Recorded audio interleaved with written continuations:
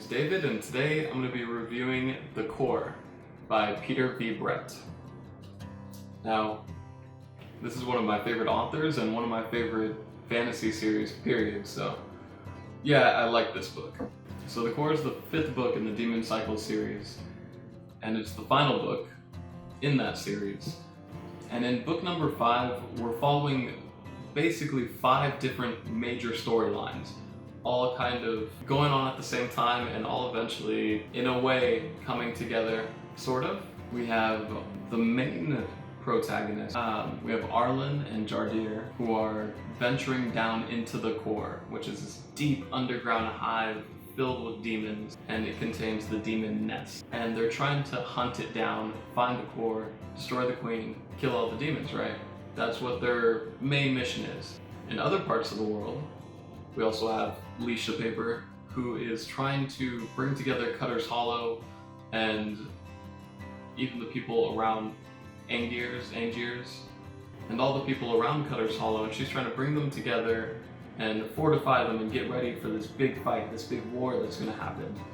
And so a lot of her story is just trying to bring people together who there's so many issues with that, but she's just trying to bring people together to get ready for this battle. And then you have the city of Milne, where Reagan, he's trying to hold together the city's defense, really, when they have corrupt officials, they have a corrupt government, doesn't really give a shit about the people. And he's trying to find a way to bring enough people together to fortify their city, to fortify even the outskirts around the city, and just protect Milne. Well, there's all this political drama in the background. And then on top of that, you have Enerva, who's in Lacton. And Enerva is basically trying to fight a 3-way battle between the Krasians, the Greenlanders, and the demons of the core. And on top of that, almost a 4-way battle, because one character, Hasik, one character has gone rogue and started his own faction, killing and butchering and dismembering people and making them join his cause. And so it's almost a 4-way battle where the character Enerva is, and she has to deal with that. And then on top of that, you have Ashia, who is on what seems to be a suicide mission to go take out the leader of this rogue group of Krasian warriors. And so you have 5 major storylines going on at the same time that you constantly flip through. And each one is important, each one is engaging, and so you can see why Peter V. Brett had to make this almost 800 pages. And what it sounds like, at the end of the book, he says he had to cut it down from a much larger word count. So as far as the world building goes, we venture down into the core itself, which is the core of the planet, deep underground for the first time in the book series. And what this means is it's much darker, it's filled with demons and other strange types of monsters and creatures and things like that. And so they have to deal with things we haven't seen before in the series. And it's really interesting. And, without spoiling anything, let's leave it at that. And the warding magic, it's as strong as it's ever been. They do things in this that they've never done in the previous 4 books. They've always used musical instruments and certain songs as a way to fight the demons. In the past, they've used the fiddle, they've used singing, they've used, a couple things. In this one, there's one scene in particular where they use a totally different instrument and it works out great. And then there's smaller instruments, of course, too, that come into play that are useful, and it keeps things interesting. And let's see, even Arlen himself, he has some abilities in this one that go way above it. Like, he was already basically Superman. He was basically overpowered as it was. In this one, he takes things to an even crazier level, where, I guess as you should in the 5th book and final book of the series, but he takes his power to totally new heights. And there's definitely a cost for it. He can't just do all these crazy, extraordinary things without paying a price. Let's see, and as far as the dialogue goes, I think Peter V. Brett does a great job of having each character have their own distinct voice. Characters from different cities, they sound different. Like characters from the Free Cities have their own way of speaking, and then Arlen and people from the smaller towns, they sort of have a southern drawl, or they sort of have a southern accent to the way they speak.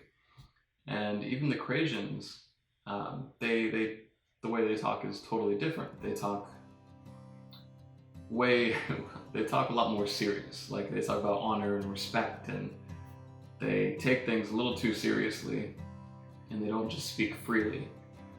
It seems like their conversations are more guarded and more careful. But then again, so are the royalty when it comes to the Free Cities. They're different from the regular townfolk or whatever. And as far as the prose go, it's concise, sound. Peter V. Brett and his editors did a great job.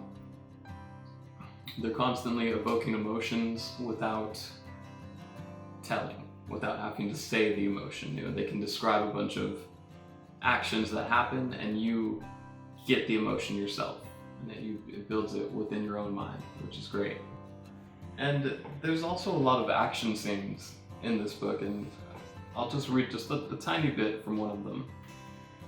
Briar stared dumbly at her for a moment, then shook himself. Taking the knife, he strode over to the demon, catching one of its armor plates and prizing the knife underneath.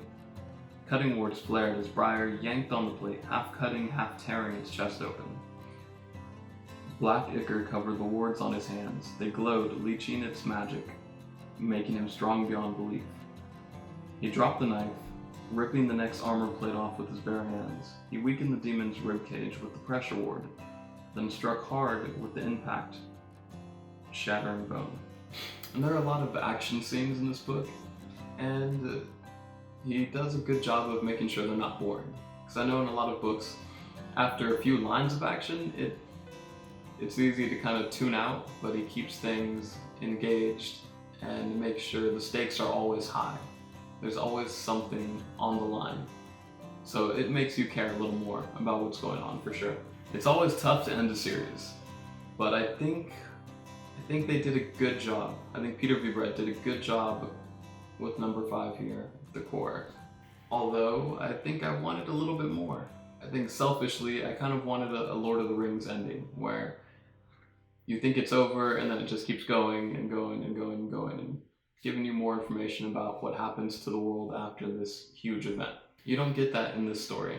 After the final battle and the huge event that happens, you only get like a small chapter just kind of touching base on a couple things, and then it's over. You know, 5 books in, and all of these stories and all of these hours and this whole world, you know, has been created, and it's like, man, it leaves you wanting more for sure. And at some point near the end, the pace did feel a little rushed. Like things just started happening quick, and I guess that's kind of how it has to be towards the final act. But it still felt a little rushed. Like, I don't know, some things could have been stretched out a little more, I guess.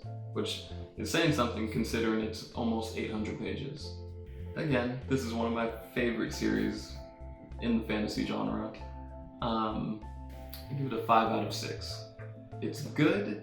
It's maybe even great, but there's other books in this same series that are better and that have more emotional impact, I think.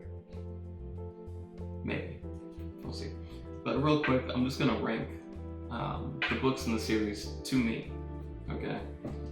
This is just my opinion. Okay, so coming in at number 5, I would have to say The Desert Spear. This is actually the second book in the series. I would say it's probably my least favorite. And although all 5 of these, I mean, these are great books. There's not a bad book among them. This is just, I'm just ranking good books, just to throw that out there. But yeah, this would come in at number 5. And I'd say number 4 would be The Daylight War. Again, a great book, but probably about the 4th. And then coming in at number 3, it would be The Core. The final book in the series falls around the middle of the pack. And then number 2 would be the first book in the series, The Warded Man. I really loved this book. And it was a little shorter and more focused on Arlen, and it was just a great story.